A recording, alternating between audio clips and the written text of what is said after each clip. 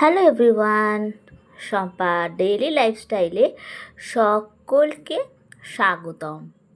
তো বন্ধুরা, একটা নতুন দিন, সবাই কেমন আছেন? নিশ্চয়ই সবাই ভালো আছেন। আমিও মোটামুটি ভালোই আছি।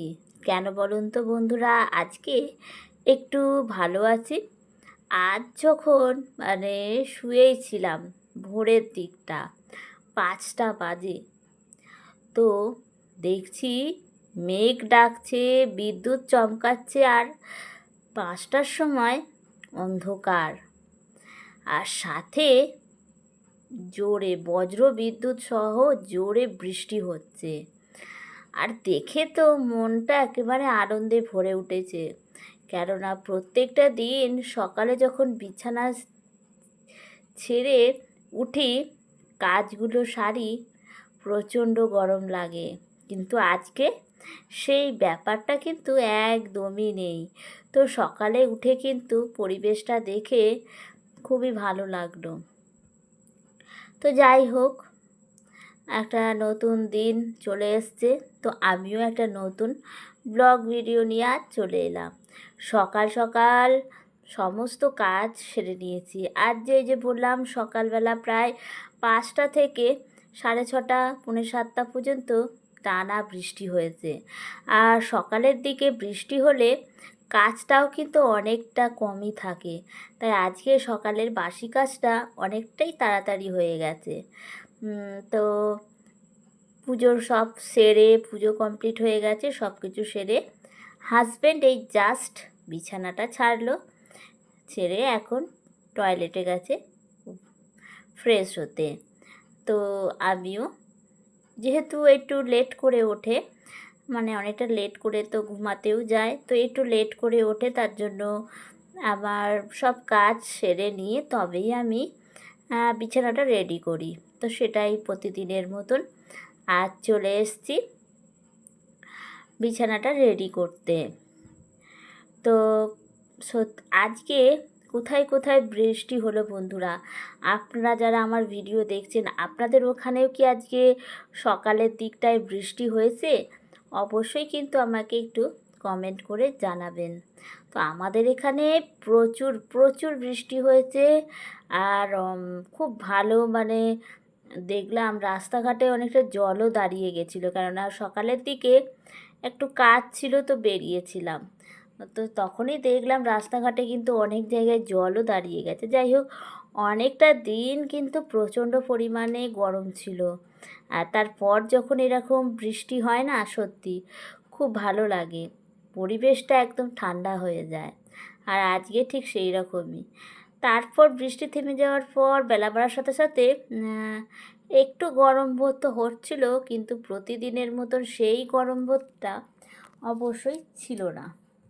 তো এইদিকে আপনাদের সাথে কথা বলতে বলতে বন্ধুরা, আমার কিন্তু বিছানাটা বলতে গেলে রেডি অনেকটাই করা হয়ে গিয়েছে।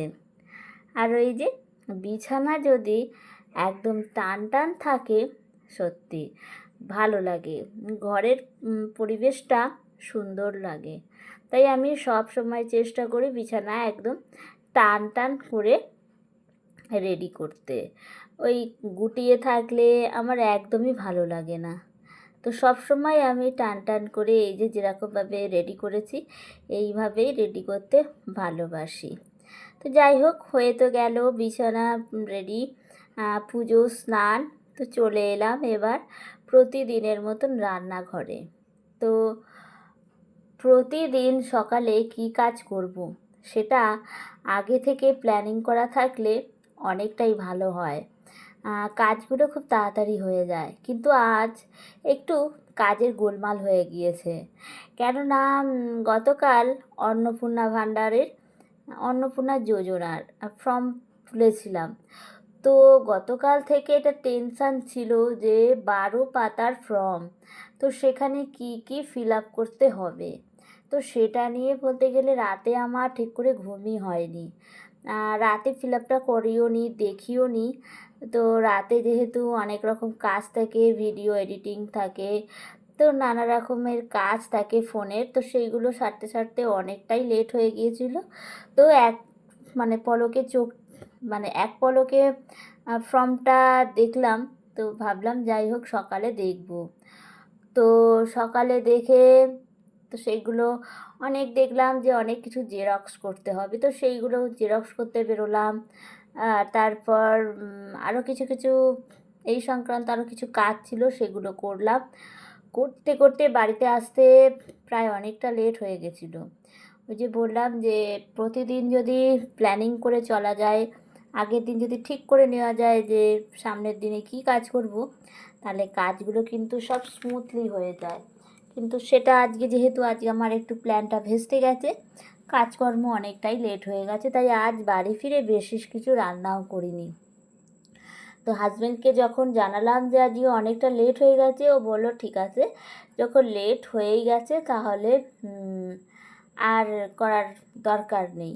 মানে যেহেতু ফর্ম ফিল আপটাও বাকি আছে করা, সবে মাত্র সব জেরক্স করে রেডি করে সব রেখেছি, এবার শুধু ফর্ম ফিল আপটা টাইম পেলে করব। তো বলল ঠিক আছে, হ্যাঁ শুধু ডাল সেদ্ধ এইসব করো, গরম গরম ভাত দুপুরে খাওয়া দাওয়া হয়ে যাবে। তো সেই রকমই আজকে রান্না করেছি, বিশেষ কিছু একদমই করিনি। আর এদিকে রান্না বান্না করে চলে এসেছি বাসন কোসন মাজতে। যেহেতু আজকে রান্না বান্নার একদমই ঝামেলা ছিল না, তাই আজকে বাসনও কিন্তু একদম অল্প, তাই বেশি টাইমও লাগলো না আজকে রান্না বান্না করতে। খুব অল্প সময়ের মধ্যে কিন্তু রান্না, বাসন মাজা, কিচেন ক্লিন সব কিন্তু একটু তাড়াতাড়ি হয়ে গেছে। প্রতিদিন তো আর এরকম হয় না, মাঝে মধ্যে যখন একটু মানে অন্যদিকে টাইমটা চলে যায়, তখন এরকম রান্নার দিকটা টাইমটা একটু কম দিলে সব কাজটা মোটামুটি হয়ে যায়। তো আজকে সেই রকমই একটা দিন ছিল। তো আজকে একটু রান্না বান্নাটা শর্টলি সারলাম। তো এবার কাজকে রান্না বান্না কমপ্লিট করতে প্রায় অনেকটাই লেট হয়ে গিয়েছে।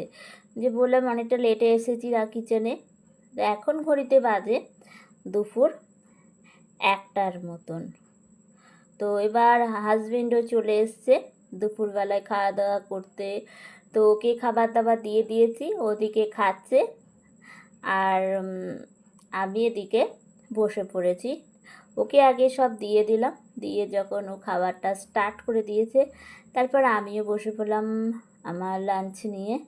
তো আজকের লাঞ্চে ছিল মুসুরির ডাল ছিল, আর ছিল আলু সেদ্ধ, পেঁয়াজ লঙ্কা দিয়ে মেখে সুন্দর করে মেখে আলু সেদ্ধ ছিল, আর একটু ছিল কুমড়ো শাক, এটাই ছিল, আর আমড়ার চাটনি।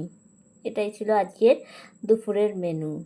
একদমই হালকা পাতলা সিম্পল মেনু। আর মাঝে মধ্যে এরকম মেনু কিন্তু বেশ ভালোও লাগে।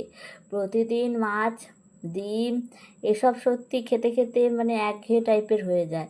তাই আমার যখনই কোনো কাজ থাকে, তাড়াহুড়ো থাকে, তো রান্না বলতে গেলে করাটা খুবই, যেদিন একদমই অসুবিধা হয়ে যায়, তখনই আমি এই রকম মেনুই করি।